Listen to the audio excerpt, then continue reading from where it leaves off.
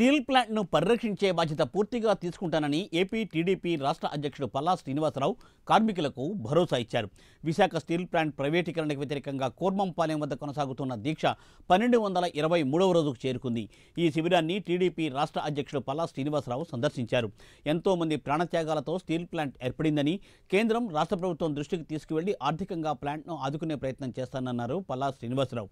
రాష్ట్రంలోనే అత్యధిక మెజారిటీ ఇచ్చిన స్టీల్ ప్లాంట్ కార్మికులు, నిర్వాసితుల రుణం తీర్చుకుంటానని పేర్కొన్నారు శ్రీనివాస్.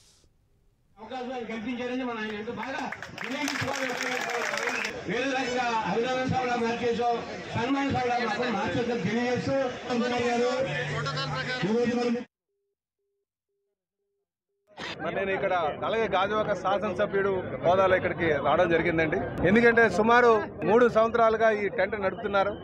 స్టీల్ ప్లాంట్ ను పరిరక్షించాలనే ధ్యేయంతో ఎంతో మంది త్యాగాలతో ముందుకు వెళ్తుంది. ఇక్కడ ఉన్నటువంటి కార్మికులకి, నిర్వాసితులకి, యువ నాయకులకి, యువ కార్మికులకి అందరికీ కూడా భరోసా కల్పించాలి.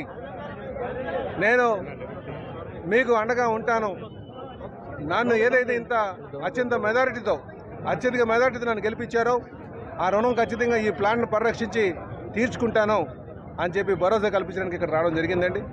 ఖచ్చితంగా మరి కార్మికులందరికీ కూడా నేను భరోసా ఇచ్చాం.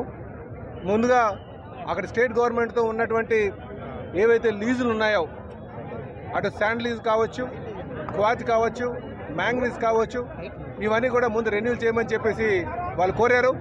తప్పనిసరిగా నేను వాటిని రెన్యూల్ చేపిస్తానని చెప్పేసి ఈ సందర్భంగా వాళ్ళకి మాటిస్తూ, అలాగే ఏ విధంగా ఫైనాన్షియల్ రీస్ట్రక్చరింగ్ చేయాలి, ఏ విధంగా వాళ్ళకి ఫైనాన్షియల్ సపోర్ట్ చేయాలి, ముందు కొంత బ్రీతింగ్ ప్లేస్ వచ్చేటట్టుగా, కొంత ఉపశమనం కలిగేటట్టుగా చేయమని వారు కోరారు.